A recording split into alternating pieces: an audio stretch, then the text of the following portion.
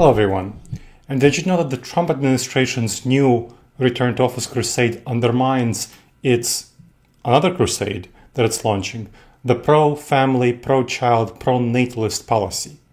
The White House has prominently offered a $5,000 baby bonus to combat falling birth rates, and the President Trump and Vice President Vance and many other administration officials talked about how it's a serious problem that childbirth has fallen to 1.6 per American woman, which is substantially below the 2.1 replacement fertility. And of course, their immigration policy doesn't help, but that's another matter that I won't talk about today.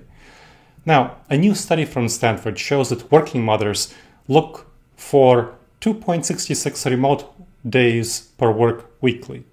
So that's a hybrid model with most days spent working from home.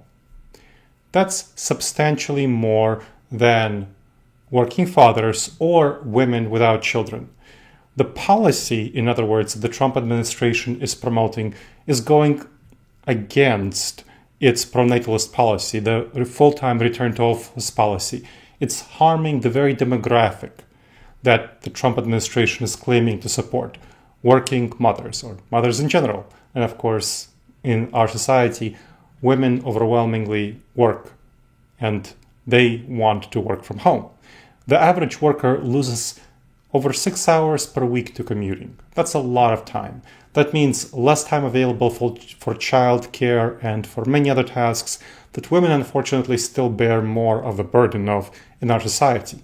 Remote work alleviates that stress and restores crucial parenting time. And of course, time for relationship building, because the Trump administration also doesn't want single mothers. It wants families with two working parents, and that requires some time invested into the relationship as well. So parents, of course, working fathers also prefer more flexibility than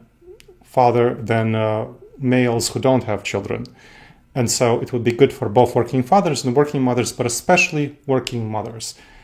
The policy backlash that we're seeing is pretty serious. There are lots of women who have quit from the federal service, mid-career women who are key targets of the baby bonus and general statements and advocacy by the Trump administration to have more children. So that is a serious problem, that rigid schedules are pushing out those who need to balance work with child rearing. And so this is something that federal agencies are worrying about, of caregiver attrition risk. Global data shows similar things. France and Hungary and other countries, they didn't succeed with just giving money to people, and especially such a small sum as $5,000.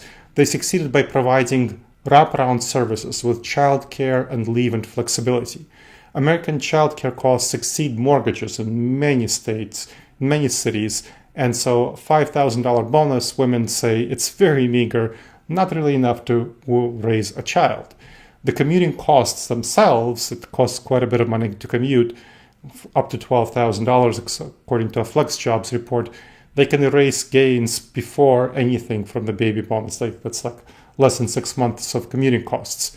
Women often prioritize schedule control over pay or promotions, and this is not schedule control.